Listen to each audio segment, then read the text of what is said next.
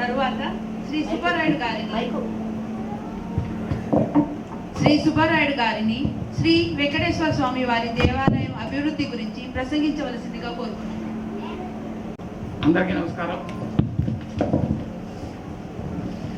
వేదికను అలంకరించినటువంటి గౌరవనీయులు మండల ప్రసాద్ గారు, గజల శ్రీనివాస్ గారు, దూళ్ళ వెంకటేశ్వరరావు గారు, అలాగే ఆంధ్ర మహాసభ అధ్యక్షులైనటువంటి సముద్రయ్య గారు, మన రాష్ట్రేతర తెలుగు సమాఖ్య సెక్రటరీ అయినటువంటి ప్రసాద్ గారు, ఇక్కడ ఇచ్చేసినటువంటి పెద్దలు అందరికీ స్వాగతం, సుస్వాగతం. ఎంతోమంది ఎన్నో చెప్పారు. మన యొక్క కార్యక్రమాలు పర్సనల్గా కూడా వివరించడం జరిగింది. ఈ దేవాలయం నిర్మించి 19 సంవత్సరాల 20వ సంవత్సరం నడుస్తుంది. ఇది మనందరికీ గుర్తింపు అయినటువంటి ఇలవేలిపోయినటువంటి వెంకటేశ్వర దేవాలయం. అందరికీ తెలిసింది, వెంకటేశ్వర గురించి చెప్పాల్సినటువంటి అవసరమైనటువంటి లేదు. కానీ మన తెలుగువారి అదృష్టం, కొందరి యొక్క శ్రమ, ఎంతోమంది కలయికతో ఈ దేవాలయం నిర్మించడం జరిగిందండి. ఇక్కడ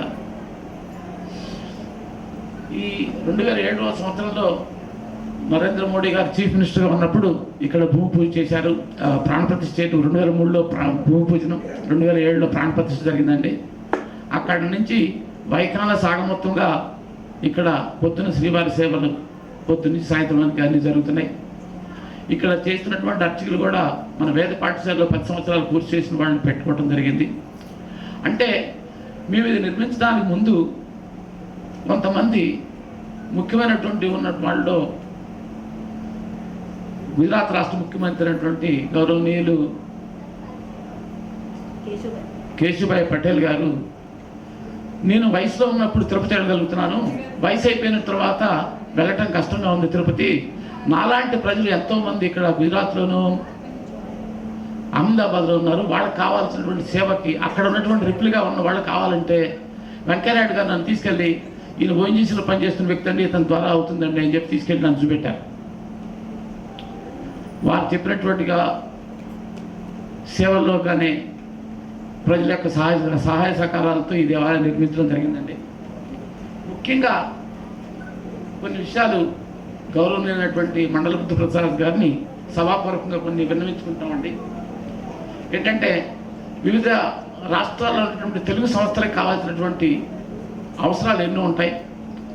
రాష్ట్ర ప్రభుత్వం తరఫున వారిని గుర్తించి వారికి కావాల్సిన అవసరాలు తీర్చేటువంటిగా ఒక డిపార్ట్మెంట్ ఏర్పాటు చేయవలసిందిగా విజ్ఞప్తి. ఎందుకంటే మిగతా రాష్ట్రాల్లో వాటికి పెద్ద పెద్ద కోరికలు ఏమి ఉండవండి, చిన్నగా వాళ్ళు వచ్చినప్పుడు చిన్న అవసరాలు ఏమైనా ఉంటాయన్నటువంటి తీర్చడానికి ఒకటి. ఇదివరకు చంద్రబాబు నాయుడు గారు వచ్చినప్పుడు కూడా అడగడం జరిగింది. అప్పుడు బాపునగర్లో 2-3 తెలుగు మీడియం స్కూల్సే జరుగుతుండేవి. అప్పుడు వచ్చినటువంటి వాళ్ళు ఏం చెప్పారంటే, అయ్యా మాకు తెలుగులో పరీక్షలు పెడతారు, పెట్టించి ఏర్పాటు చేయించుకుని అడిగారు. అది చెప్పడం జరిగింది. ఇప్పుడు రోజులు ఆన్లైన్ అయిపోయాయి కాబట్టి ఏదైనా సరే దూరంగా ఇప్పుడు మా అందరికి పిల్లలకు తెలుగు నేర్చుకోలేకపోతున్నారని చెప్పి గత 2 సంవత్సరాలుగా తెలుగు నేర్పిస్తున్నాం. ఏదన్నా పరీక్షలాగా పెట్టి ఇప్పించేటువంటి కనుక సర్టిఫికేట్లా ఏదో మామూలుగా హిందీలో ఉన్నటువంటి ప్రవాస భాష ఇదిగా ఉన్నటువంటి ఇప్పిస్తే బాగుంటుంది అనేటువంటిది ఒకటండి. ఇంకొకటి ఏంటంటే, ఈ యొక్క తెలుగు వారు ఎన్నో చోట్ల దేవాలయాలు నిర్మించారండి.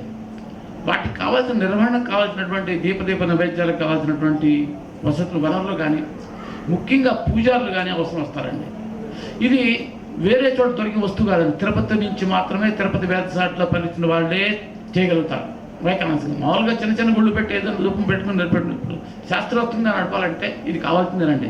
ఇది మామూలుగా ఒక వ్యక్తి చేసేటువంటిది కాదండి. ఓన్లీ సంస్థ లాంటిదే చేసి వేద పాఠశాల యొక్క బ్రాంచ్లు పెట్టించడం, లేదంటే ఫైనల్ ఇయర్ స్టూడెంట్ని మా ఇట్లాంటి ఇప్పుడు ఎంబీబీఎస్లో ఫైనల్ ఇయర్లో 6 ఇయర్స్ అయిన తర్వాత 6 months కోసం కోర్సు ఎలా పంపిస్తారు, వివిధ దేవాలయాలు పంపించి వాడు ఎక్స్పోజర్ వస్తే వాడు అవుట్ సైడ్ ఎలా ఉండాలనేటువంటి తెలుస్తుందండి. ఇది గవర్నమెంట్ దృష్టికి తీసుకెళ్లాల్సిందిగా రెండో కోరిక. ఈ 30 సంవత్సరాల్లో ఉన్నటువంటి ఈ ప్రాంగణం అనేటువంటిది పరిపూర్ణంగా చెందాలంటే దేవాలయానికి కావాల్సిన వనరులు ఏర్పాటు చేయవలసిందిగా ధూపదీప నైవేద్యానికి కావాల్సినట్టు ఇస్తానని చెప్పారు. కానీ ఏంటంటే అదొకటి స్వామివారి యొక్క చీఫ్ మినిస్టర్ గారి యొక్క దృష్టి తీసుకెళ్లాలని మా యొక్క విన్నపండి.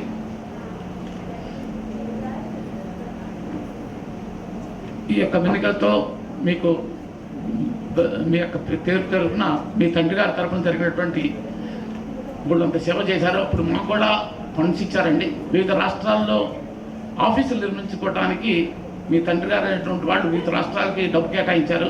అహ్మదాబాద్ కూడా 50,000 రూపాయలు అప్పుడు రోజు వచ్చాయండి. అందుకంటే మీ తండ్రి గారు చేసినటువంటి బాటలో నడుస్తూ తెలుగు భాషాభివృద్ధి మీరు చేస్తున్నటువంటి కృషికి అభినందనీయం. ఇక్కడ చేసినటువంటి పెద్దవాళ్ళందరూ పిల్లలు చాలా ఉత్సాహంగా ఉన్నారండి. వాళ్ళంతా ప్రోగ్రాం ఉందండి. ఇక్కడ చేసినటువంటి అందరికీ పేరు పేరు నా ధన్యవాదాలు. Thank you very much.